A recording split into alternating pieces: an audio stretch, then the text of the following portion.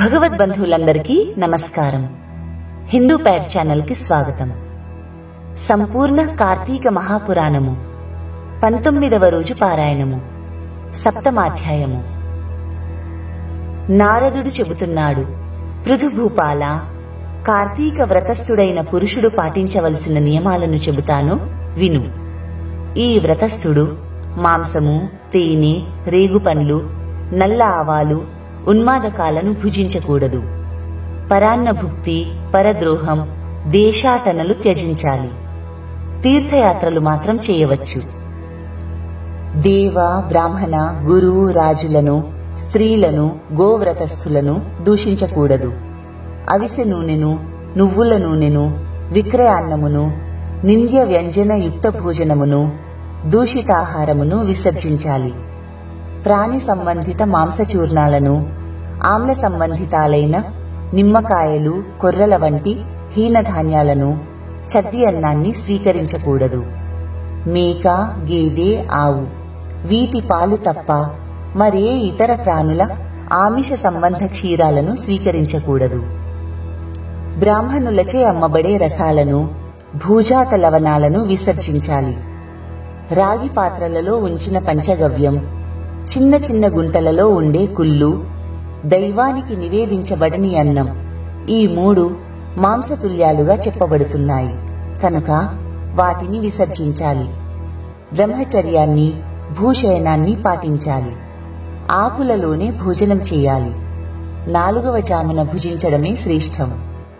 ఈ కార్తీక వ్రతస్థుడు ఒక్క నరక చతుర్దశి నాడు తప్ప తక్కిన దీక్షా దినాలలో తైలాభ్యంగనం చేయకూడదు. విష్ణువ్రతం చేసేవారు వంకాయ, గుమ్మడికాయ, వాకుడుకాయ, పుచ్చకాయలను విసర్జించాలి. బహిష్ఠలతోనూ, మ్లేచ్ఛులతోనూ, వ్రతభ్రష్టులతోనూ, వేదత్యక్తులతోనూ సంభాషించకూడదు. అటువంటి వారి ఎంగిలి కాని, కాకులు తాకిన ఆహారాన్ని కాని, అశౌచ సంబంధిత ఆహారం కాని, ఒకసారి వండి మరలా ఉడికించినది కాని, మాడు పట్టిన అన్నాన్ని కాని తినకూడదు. తన శక్తి కొలది విష్ణుప్రీతికై కృచ్ఛాదులను చెయ్యాలి. గుమ్మడి, వాకుడు, సురుగుడు, ముల్లంగి, మారేడు, ఉసిరిక, పుచ్చ, కొబ్బరికాయ, ఆనప, చేదుపొట్ల, రేగు, వంకాయ, ఉల్లి వీటిని పాడ్యమి ఆదిగా పరిత్యజించాలి. కార్తీక మాసంలో కూడా ఉసిరికాయను తినకూడదు. ఇవే కాక ఇంకా కొన్నింటిని కూడా వర్జించాలి. మరికొన్నింటిని బ్రహ్మార్పణం చేసి భుజించాలి. ఈ కార్తీక మాసంలో చేసినట్లే మాఘమాసంలో కూడా చెయ్యాలి. కార్తీక వ్రతాన్ని యథావిధిగా ఆచరించే భక్తులను చూసి యమదూతలు సింహాన్ని చూసిన ఏనుగు వలె పారిపోతారు. 100 యజ్ఞాలు చేసినవాడు కూడా స్వర్గాన్ని పొందుతున్నాడు. కాని కార్తీక వ్రతస్థుడు మాత్రం వైకుంఠాన్ని పొందుతున్నాడు. కాబట్టి యజ్ఞయాగాదుల కన్నా కార్తీక వ్రతం గొప్పదని తెలుసుకోవాలి. ఓ రాజా, భూలోకంలో ఉన్న పుణ్యక్షేత్రాలన్నీ కూడా కార్తీక వ్రతస్థుని శరీరమందే ఉంటాయి. విష్ణు ఆజ్ఞా వశవర్తులైన ఇంద్రాదులందరూ రాజును సేవకులు కొలిచినట్లుగా ఈ వ్రతస్థుడిని సేవిస్తారు. విష్ణు వ్రతాచరణ పరులెక్కడ పూజింపబడుతుంటారో అక్కడి నుంచి గ్రహ, భూత, పిశాచగణాలు పలాయన మంత్రాన్ని పఠిస్తాయి. యథావిధిగా కార్తీక వ్రతం చేసేవారి పుణ్యాన్ని చెప్పడం చతుర్ముఖుడైన బ్రహ్మకు కూడా సాధ్యం కాదు. ఈ కార్తీక వ్రతాన్ని విడవకుండా ఆచరించేవాడు తీర్థయాత్రలు చేయవలసిన అవసరమే లేదు. సప్తమోధ్యాయం సమాప్తం. అష్టమాధ్యాయము ప్రజారంజనశీల పృథునృపాల. ఇక ఈ కార్తీక వ్రతోద్యాపన విధిని సంగ్రహంగా చెబుతున్నాను, విను.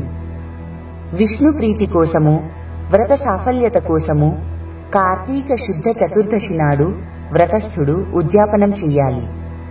తులసిని స్థాపించి దాని చుట్టూ తోరణాలు కలది, 4 ద్వారాలు కలది, పుష్ప వింజామరలచే అలంకరింపబడినది అయిన శుభప్రదమైన మండపాన్ని ఏర్పరచాలి.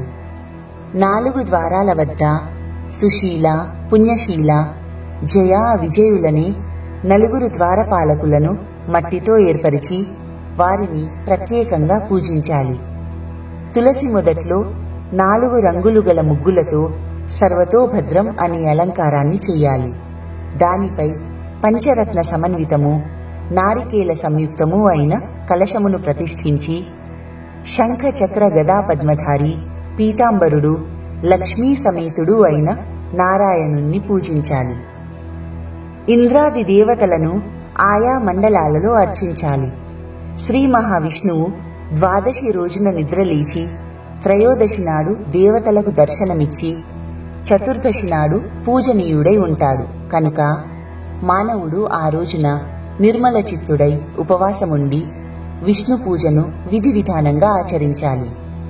గురువు యొక్క ఆజ్ఞ ప్రకారం శ్రీహరిని సువర్ణ రూపమందు ఆవాహన చేసి షోడశోపచారాలతో పూజించి పంచభక్ష్య భోజ్యాలను నివేదించాలి.